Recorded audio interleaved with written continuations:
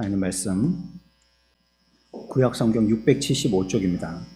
역대하 16장 11절 14절까지 같이 한 목소리로 읽습니다. 시작. 아사의 처음부터 끝까지의 행적은 유다와 이스라엘 왕 열왕기에 기록되니라. 아사가 왕이 된 지 39년에 그의 발이 병들어 매우 위독하였으나 병이 있을 때에 그가 여호와께 구하지 아니하고 우원들에게 구하였더라. 아사가 왕에 있은 지 41년 후에 죽어 그의 조상들과 함께 누움에 다윗성에 자기를 위하여 파두었던 묘실에 무리가 장사하되 그의 식재를 법대로 만든 각양 향재료를 가득히 채운 상에 두고 또 그것을 위하여 많이 분향하였더라. 아멘. 47문입니다. 제1계명이 금하는 것은 무엇입니까?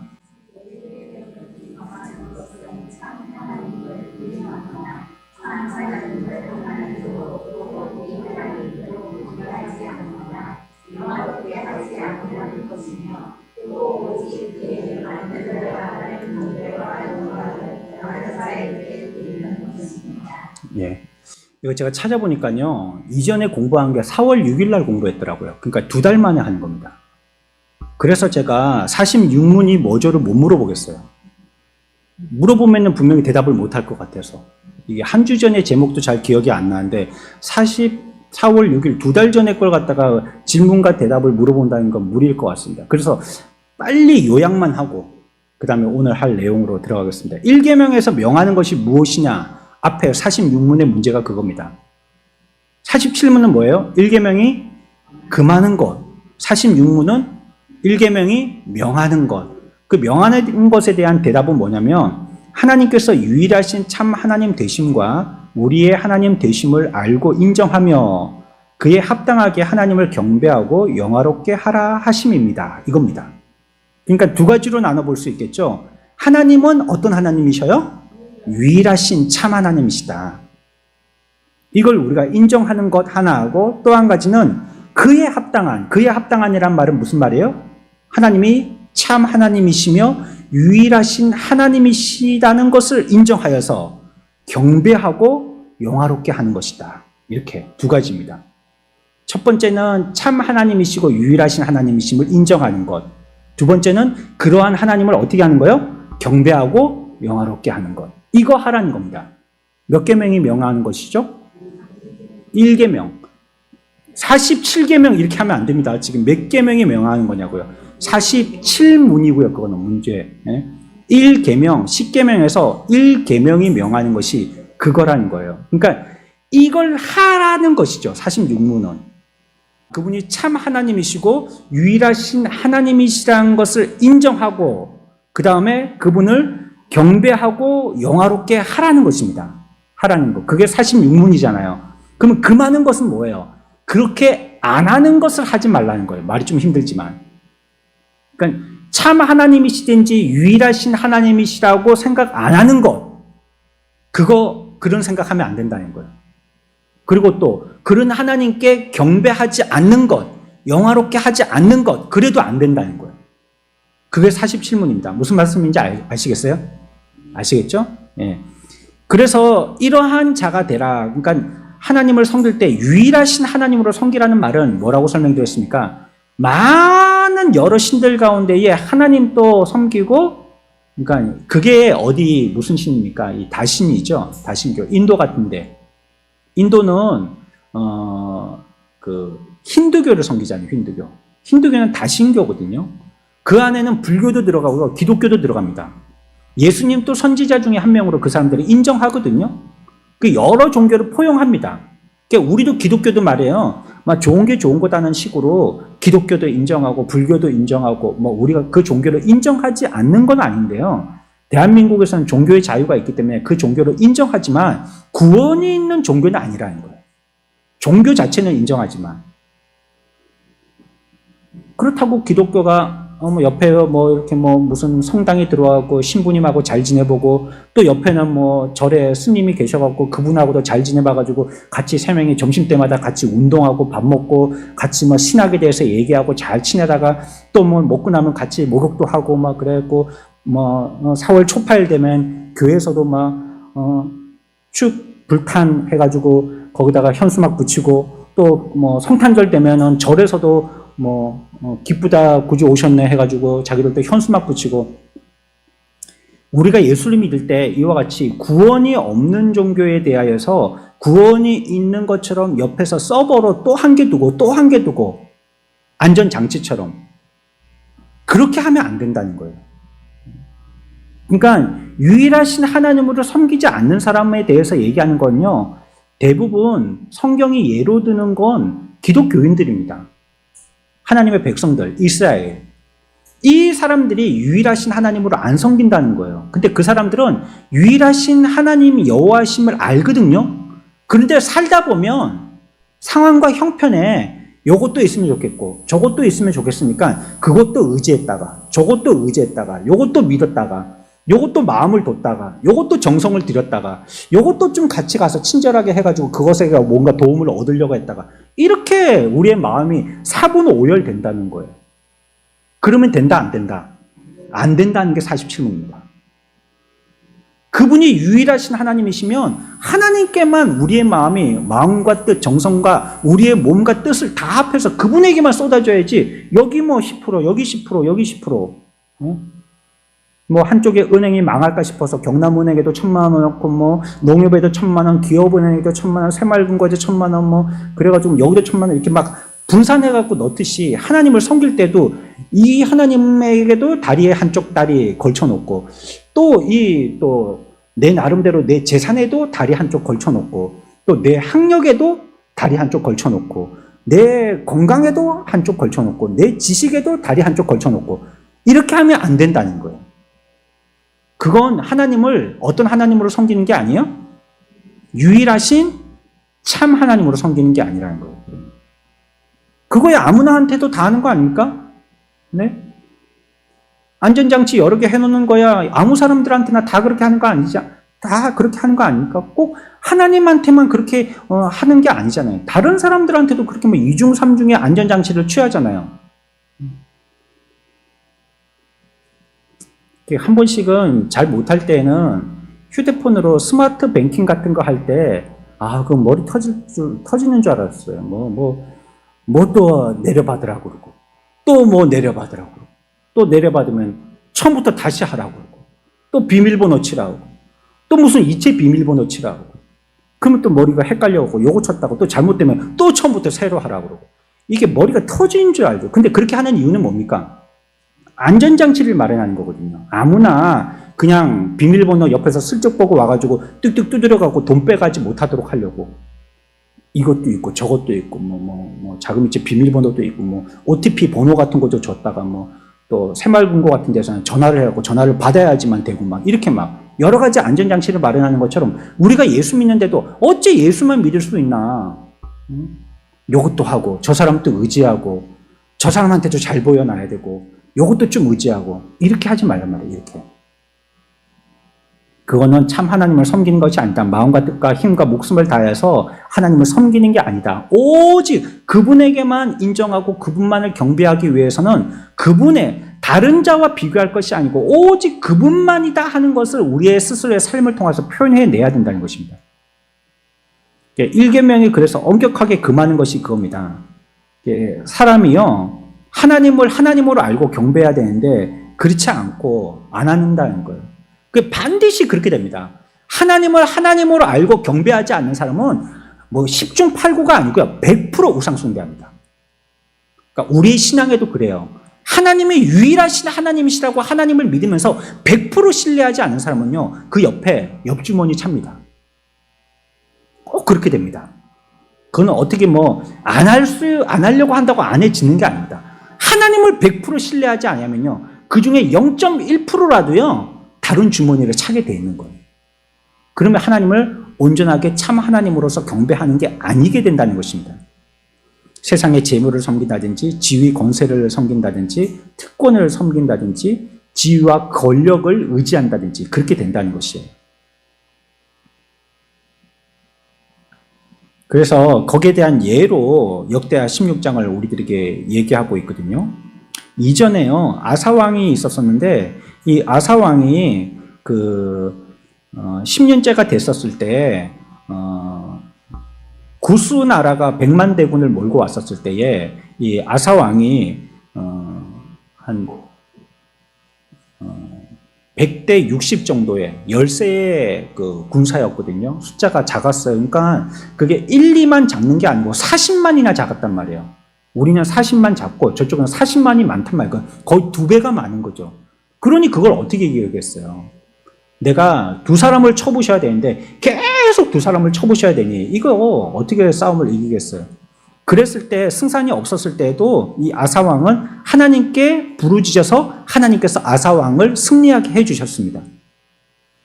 그리고 역대하 16장에 이제 와서요 오랜 시간이 지나가지고 바사라는 나라가 또 침략을 합니다. 바사라는 나라가 침략을 했는데 그런데 이때는요 이 아사왕이요 이전에 그 하나님 앞에서 기도하면서 구스가 쳐들어왔을 때처럼 하나님을 전적으로 의지하지 않습니다. 이제는 어떻게 하냐면 싸움을 싸우는 전략과 전술을 발휘해서 머리를 써서 어떻게 하냐면 옆에 있는 다른 나라의 원군을 처하게 되는 거예요. 아람 왕에게 SOS를 칩니다. 연합을 요청하죠. 그래서 위에서요 아람 군대가 이스라엘을 돕기 위해서 내려오는데 가운데에 바사가 껴있는 겁니다. 이스라엘을 치기 위해서 처음에 출발했던 바사가 가운데 껴있는 거예요. 그러니까 아람이 자기들을 치려고 내려온다는 소식을 듣고 바사가 내려오다가 멈칫해갖고 다시 아람 군대를 싸우기 위해서 다시 올라갑니다. 그런 바람에 이스라엘은 패배를 그 싸움을 안 해도 됐죠. 그걸 겨우 모면하게 됩니다. 그랬을 때에 이때 말이에요. 하나니라는 선지자가요. 이 아사왕을 갖다가 책망합니다. 7절 봅시다. 16장 7절입니다. 9절까지입니다. 16장 7절에서 9절까지 같이 읽습니다. 시작.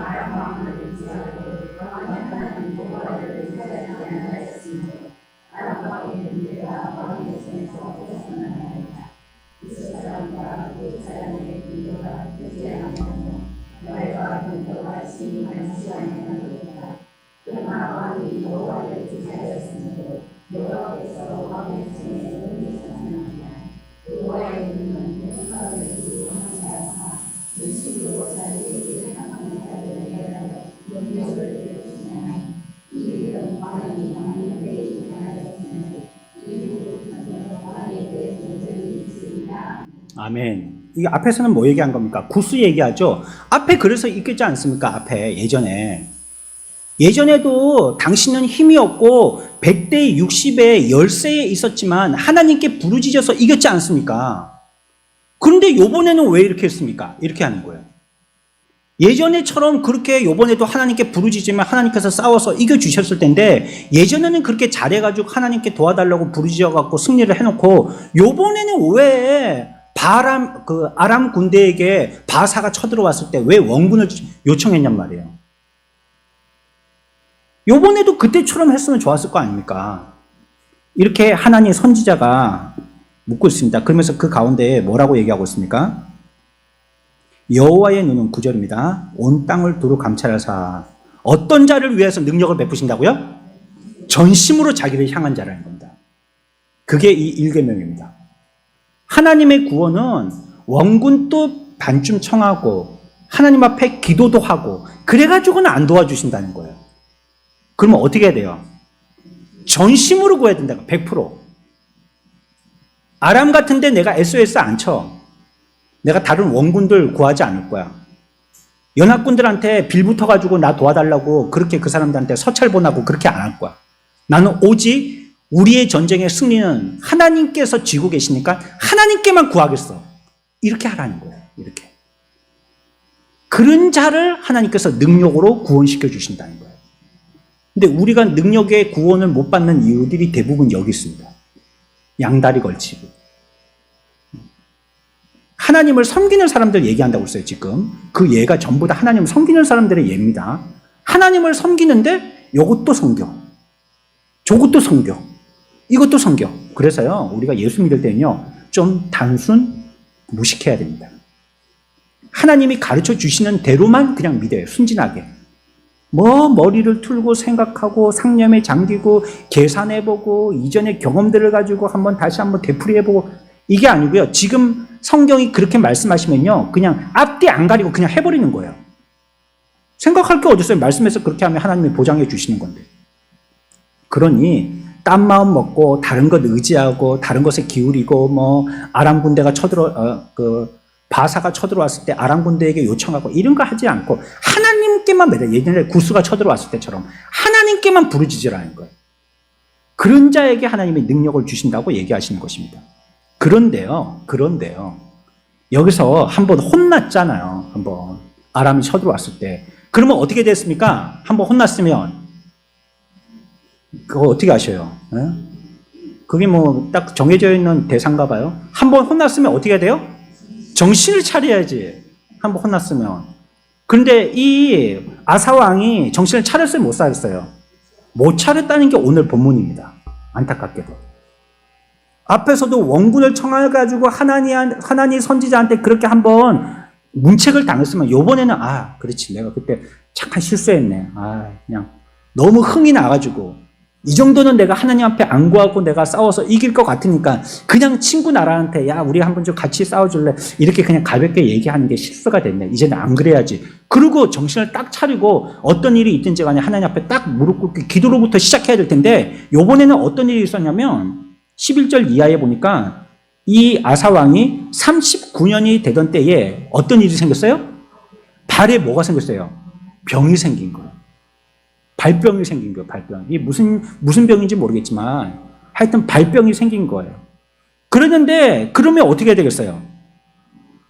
그러면 어떻게 해야 돼요? 하나님께 구해야죠, 하나님. 내가 발병에 걸렸습니다. 이거 하나님이 낫게 해주시지 않으면 안 됩니다. 하나님 낫게 해주십시오. 내가 예전에 그래가지고 아람 군대가 쳐들어왔었을 때 실수했는데 내가 이번에 실수하지 않겠습니다. 하나님만이 유일하신 하나님이시고 하나님께만 구하는 자에게 능력을 주신다고 하셨으니까 하나님께만 구합니다. 제 발병을 고쳐주십시오. 이렇게 기도해야 될 거 아닙니까? 근데 아사가 그렇게 했어요? 안 했어요? 안 하고 뭐 했습니까? 의사를 구했다는 거예요. 의사를. 보시면 이 병들어 매우 위독하였으나 병이 있을 때에 그가 여호와께 구하지 아니하고 의원들에게 구하였더라. 그러면 우리들은 병원에 가지 말라는 말인가? 우리가 의료보험 돈 내는 건 전부 다 헛돈 쓰는 건가? 거꾸로 잘못 이해하시는 분들도 계세요. 우리가 예수 믿으니까 병원 안 가도 된다고. 하나님이 병원을 내셨을 때는요, 병원을 내신 이유가 있습니다. 거기서는 육신의 병 고치라고. 학교를 만드셨을 때는 학교를 만드신 이유가 있습니다. 세상적인 지식도 공부하라고. 그래서 만드신 거예요. 그런데 학교도 필요 없다, 병원도 필요 없다, 무조건 교회 와서 기도만 하면 된다. 그래서 애 잡아요. 네? 가서 그냥 페니실린 한 대만 맞으면 금방 염증 없어지고 금방 살아날 것 같다가 그거 안 맞추고 기도한다고 손에다가 꾹꾹꾹꾹 눌러가지고 목을 갖다가 짜부러 틀어놓고 그래 죽인단 말이에요.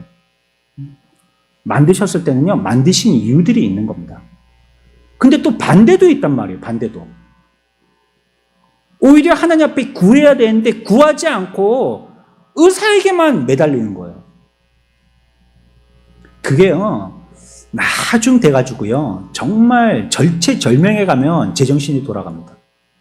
아무것도 도울 게 없다. 아무 사람도 도울 사람이 없다 싶을 때 그제서야 정신이 돌아와서 하나님뿐이 살려주실 리가 없구나 하고 하나님께 매달립니다. 그제서야. 여러분, 그때는요, 어느 정도 시기가 많이 늦은 겁니다. 진작에 그래야 됩니다. 진작에. 의사도 나와가지고 고개를 절레절레 흔들면서 최선을 다해봤지만 안 될 것 같습니다. 마음의 준비를 하십시오. 이러고 나서 의사가 할 수 있는 게 아무도 없다니까 그제서야 하나님께 살려달라고. 아니 진작에 하나님께 좀 살려달라고 기도하지. 예? 진작에 하나님께만 좀 매달려 보지. 그리고 하나님께만 전적으로 의지하고 하나님께 내어 맡기고 하나님의 능력이 하나님의 신지를 믿지만 그래도 병원을 통해서 하나님께서 사용하시려고 하니 나는 하나님을 믿지만 병원을 통해서 하나님이 낫게 해주실 줄 믿고 난 병원에 데리고 갑니다. 이래야지 순서 아니겠어요. 근데 뭐 하나님이고 기도고 간에 나는 일단 이 유명한 의사, 이 명의니까 이 사람의 능력을 믿는다고 막 거기만 올인해버리는 거예요. 그러면 아사처럼 되는 거예요. 아사처럼. 저 돈을 많이 주니까 저 돈 가지고 내가 뭐 할 수 있을 것 같아. 아, 저기 가면 뭐가 된대. 거기 가면 그걸 할 수 있을 것 같아. 그것만 바라보는 거예요.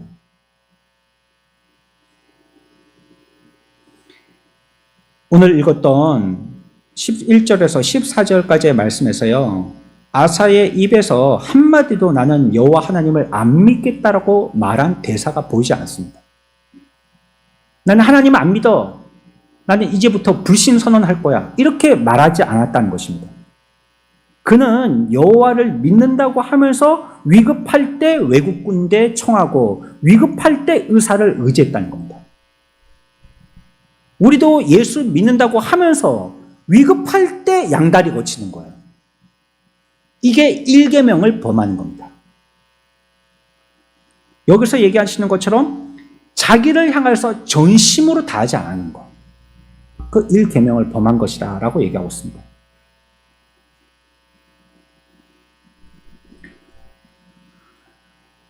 이스라엘이 아시리아에 멸망당할 때도요. 백성들을 사로잡아가지고 사마리아라는 땅에 살게 했거든요. 우리나라 옛날 러시아에 우리 한민족들 살고 있을 때 또 러시아가 그 사람들 모아다가 우리 고려인들 모아다가 어디 다른 지역에 가서 살도록 집단 이주시키듯이 그렇게 했단 말이에요. 그러다 보니까 지금 그 고려인들이 살고 있는 러시아 그 땅에 가보면 우리나라 그 한국 핏줄의 사람들이 살고 있긴 한데 피부색도 우리하고 똑같은데 러시아 사람들처럼 서양틱하지 않고 동양틱한데 근데 말은 다 잊어먹었어요. 거기서 몇 세대를 살다 보니까. 그리고 생각도 그 나라의 그 사람들, 그 토착민들의 생각에 많이 녹아졌어요. 수용됐어요. 그러니까 뭘 표현하고 삶을 사는 게 이제는 우리나라 와서 사는 게 불편해요. 그냥 거기서 사는 게 훨씬 편하게 됐어요. 지금 사마리아 사람들이 그렇게 되는 거예요. 이스라엘 사람들이.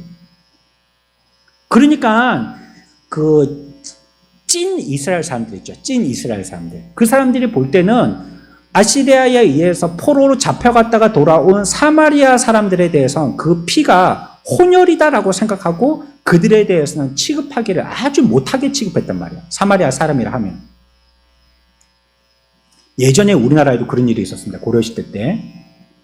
중국에 잡혀갔던 우리나라 여인들이 있었거든요. 그 여인들이 잡혀갔다가 다시 우리나라로 돌아오게 됐습니다. 그런 여인들을 뭐라고 부르냐면 고향으로 돌아왔다. 돌아온다. 그래서 환향여라고 불렀어요. 환향여.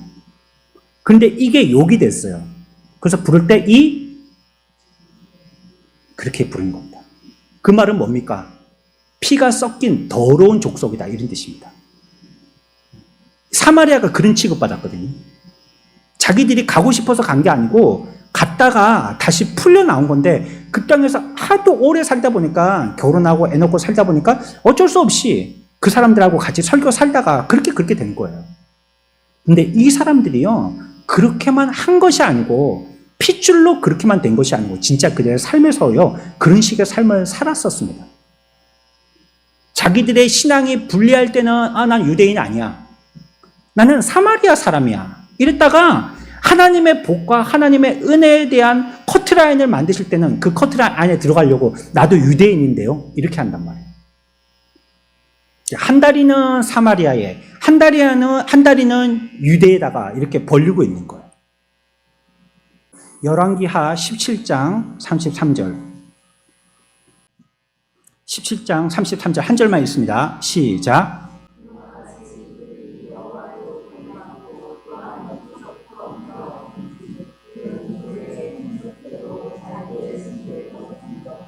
아멘. 이게 사마리아의 상태를 얘기하는 겁니다. 사마리아가 어땠어요? 여호와도 경외하고 또 그 민족의 뭐도 따랐어요? 풍속도 따랐다는 거예요. 짬뽕이 됐다는 거면 짬뽕. 이것도 하고 저것도 하고. 그래서 오늘날 있잖아요. 종교를 가지려고 하는 사람들이 기독교로 가기보다는 천주교로 많이 갑니다. 왜일까요? 천주교에서는 이것도 해도 되고 저것도 해도 되거든요. 아니 상담실에 가고 신부님하고 담배 하나씩 이렇게 나눠 피면서 아니면 가운데 술잔을 한 잔씩 기울이면서 그래 얘기한단 말이에요. 그럼 말 잘 통하잖아요. 혹 하면 내 연기하고 혹 하면 내 그 사람 연기하고 막 서로 주고받으면서 얼마나 교감되겠습니까? 혹 하면서 연기. 그럼 뭐 부십시오 마십시오 하고 막 짠짠하고 하니까 얼마나 마음이 잘 통하겠어요. 막 얼큰에 취해지면 또 속에 있는 말 막 하게 되어지고 신부님 내가 이거 고민입니다 하고 한마디 하게 되면 하나님이 그거 다 용서해 주셨어 하고 뭐 또 한 잔 부어주고 뭐 이렇게 된단 말이에요. 그러니까 사람들이요 뭐 거치는 게 없잖아요. 뭘 하지 말라는 단정이 없거든요. 규정이 없거든요. 그거 해도 돼 그거 해도 돼 이런 식이거든요. 그러니까 많은 사람들이 규정이 약한 천주교로 많이 가는 거예요. 기독교에서는 이것도 하면 안 된다, 이것도 하면 안 된다, 또 반대로 요건 해야 된다, 요거 해야 된다. 규정과 법칙이 너무 까다롭게 많다 싶으니까요. 그 안에 들어가면 참 자유를 얻음에도 불구하고 그걸 모르니까. 그러니까 세상적인 눈으로 보아서 이것저것에 저해가 되지 않으니까 그거 그냥 한단 말이에요. 사마리아 사람들의 상태가 그랬던 거예요. 열왕기하 17장 33절에서 얘기하는 게 그겁니다. 그들이 여호와도 섬겼지만 여호와도 경외했지만 또한 옮겨서 풍속대로 자기의 신들도 다른 신들도 섬겼다는 겁니다. 마태복음 6장 24절의 말씀 한 절만 다 같이 읽습니다. 시작.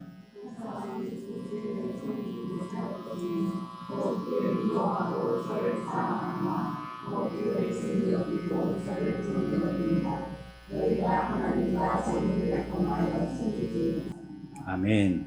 한 사람이 두 주인을 어째요? 못 섬긴다는 거예요. 못 섬겨. 한 사람이 두 주인을 못 섬긴다는 거예요. 그러니까 둘 중에 하나는 사랑하고 하나는 뭐 한다는 거예요? 미워한다는 겁니다. 한쪽은 사랑하고 한쪽은 미워한다는 겁니다. 비근한 예로 뭐와 뭐를 얘기하고 있죠? 하나님과 재물. 그러면 둘 중에 한 개를 선택하면 하나는 미워하게 된다는 겁니다. 그러면 하나님을 선택하면 뭘 미워하게 돼요? 재물. 반대로 재물을 선택하면 뭘 미워하게 돼요? 그렇게 된다는 겁니다. 나는 그렇게 안 되는데요. 다 섬길 수 있는데요. 라고 생각할 것 같죠? 안 됩니다. 그렇게. 나중에 신앙에 처음에 한 결정을 해야 될 때 그 사람이 무엇을 따르는지가 분명하게 보입니다. 돈 따라가는 사람인지 하나님 따라가는 사람인지 딱 보여요. 그 경계에서 칼날과 같은 경계에서 자기의 조금 움직임으로 그가 어느 쪽에 섰는지가 확실하게 보인단 말이에요. 신앙으로 가는 사람인지 돈으로 가는 사람인지 싹 보인단 말이에요. 그러니까 반대의 것은 미워하게 되는 것입니다. 둘 다 섬길 수 있는 것 같지만요. 이것도 섬기고 저것도 섬기는 것이 가능해 보이지만 안 된다고 성경은 얘기하고 있습니다.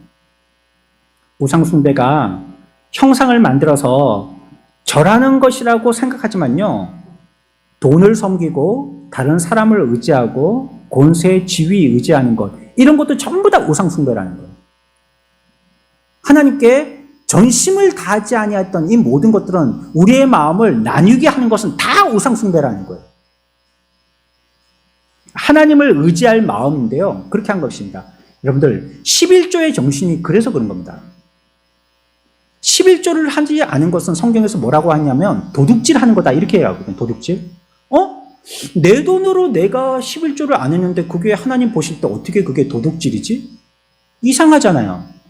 예를 들어서 하나님이 내가요 한 달 내내 열심히 일해서 100만 원을 벌었어요. 100만 원. 그러면 내가 일해서 100만 원 번 거잖아요. 그러면 그거 내 돈이잖아요. 그러면 10분의 1을 하나님께 바치면 뭡니까? 얼마 바치는 거예요? 10만 원 바치는 거죠. 그러면 내가 번 돈을 내가 하나님께 바치는 거잖아요.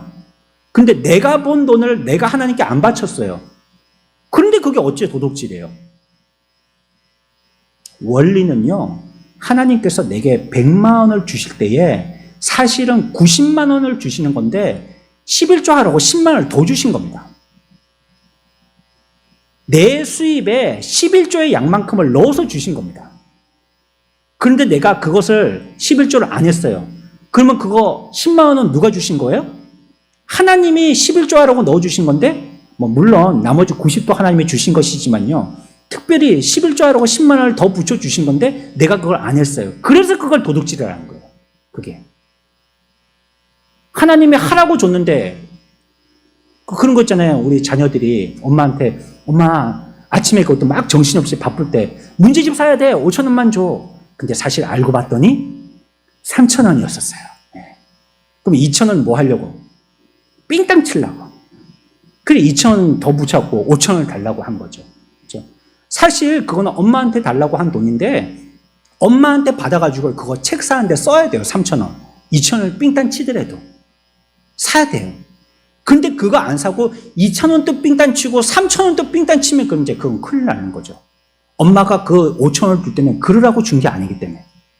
그거는 나머지 돈에 대해서 떡볶이 사 먹고 핫도그 사 먹더라도 문제집 살 돈에 대해서 문제집 사라고 그래 주신 돈이니까 그건 일단 사고 봐야 되는 거예요. 11조의 개념도 그런 것입니다. 그러니까 하나님 앞에 전심하지 않은 것이죠. 전심하지 않은 것. 그것은 하나님께서 보실 때에 제1계명을 범한 거로 본다는 거예요. 21세기에 원시적인 우상 숭배는 다 사라졌습니다. 그런데 현대에 와서는요, 21세기에 새로운 멋진 우상들이 보여지기 시작합니다. 그리고 그런 것들은 아주 교묘하게 숨겨져 있습니다. 법이 우상이 되고, 욕심이 우상이 되고, 미움과 시기가 우상이 되고, 돈이 우상이 되고, 권세와 사회적 지위가 우상이 됩니다. 여러분, 오늘날 우리나라와 세계가 이 민주주의라는 화두를 두고 많이 고민들을 하고 있는데, 민주주의가 최선일까요? 이걸 여러분들이 우상 삼으면 안 됩니다. 민주주의는요, 차악입니다. 그나마 있는 정치 방법 중에서 민주주의가 제일 그나마 낫기 때문에 이걸 하는 것입니다. 제가 한번 예를 들어볼까요? 미국의 대통령이 이번에 트럼프가 당선됐습니다. 근데 그가 하고 있는 국제 질서의 재편이라는 걸 하고 있어요. 관세를 매기면서 이전까지 세계 여러 나라들하고 잘 살자 이게 아니고요. 미국 우선주의. 일단 우리나라가 잘 살고 봐야 돼. 이러면서 외국에 이전에 약속했던 걸 다 무효로 하고 새로운 관세를 때리기 시작했습니다. 자, 그러면 미국 대통령이 자기가 알아서 스스로 이렇게 하겠다 저렇게 하겠다 하는 거는 독재로 볼 수 있습니다. 그렇죠? 근데 미국은 대통령을 뽑을 때 어떻게 뽑았어요? 투표로 뽑았단 말이에요. 어떤 방법으로? 민주적인 방법으로. 그러면 지금 트럼프 대통령은 민주적으로 하고 있는 것입니까? 독재를 하고 있는 것입니까? 그 여러분들이 얘기할 수 있나요? 이게 독재다 민주주의다 얘기할 수 있나요? 민주주의의 약점이 그런 겁니다. 또한 국민 다수가 동의를 얻어가지고요, 한 사람을 세웠어요. 그런데 이 세운 사람과 함께 작당이 되어서 어떤 사람을 탄압했어요. 그러면 그거는 민주적입니까? 독재적입니까? 네? 모든 사람들이 같이 협력해갖고 한 사람을 세웠어요. 민주적인 방법으로. 그래서 그 어떤 나라를 갖다가 해야든지 어떤 사람을 갖다가 규제하자고 공격하자고 했어요. 그러면 그건 민주입니까? 독재입니까? 만약에 거기에 대해서 약한 쪽에 있는 사람들이, 약해 있는 사람들이 이거는 정당하지 않아 하고 반기를 들었어요. 그러면 그건 민주입니까? 독재입니까? 민주주의가 온전하지 않습니다. 그와 같이 민주주의는 다 약점이 있는 거예요. 많은 사람들이 따라가기 때문에 그게 최선인 줄 알지만 공산주의나 사회주의보다 나아서 민주주의를 하는 거지 민주주의가 최선이기 때문에 하는 게 아닙니다. 그래서 민주주의를 저는 차악이라고 얘기하는 겁니다. 그나마 덜 나쁜 놈이라는 거예요. 덜 나쁜 놈. 그러니 그것이 우상이 되어서 교회 안에도 우리 민주적으로 해야 됩니다. 모두 다수결의 원칙. 다 원하면 그렇게 해야 됩니다. 사람들이 뭘 원하겠습니까? 편하기 위주로 나갑니다. 그리고 익숙한 걸 하고 싶어 하고요. 뭔가 새로운 걸 하고 싶어 하질 않아요. 그러면 힘드니까. 그래서 모든 사람들이 그걸 결정했어요. 그러면 그게 최선입니까? 민주주의가 최선이 아니란 말이에요. 그렇다고 제가 독재하자는 말도 아닙니다. 그러니까 우리가 무엇이라고 생각하는 우리의 규정이 그것이 우상이 되면 그만큼 자기는 그 자기가 판 함정에 자기가 걸려 넘어가는 거예요.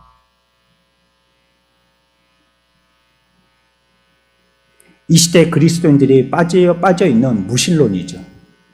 실제적인 무신론.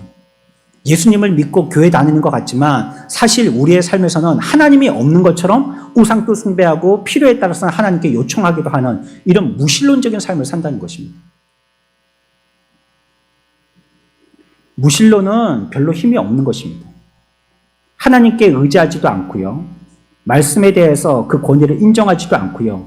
이성을 쓰려고 하지만 이성도 한계가 있기 때문에 이성을 최선을 다해서 쓰지 못하기 때문에요. 이와 같이 실제적인 무신론도 무의미하고 힘은 없는 것입니다. 이렇게 우리가 예수를 믿는다면 그것은 제1계명을 범하는 것이 됩니다.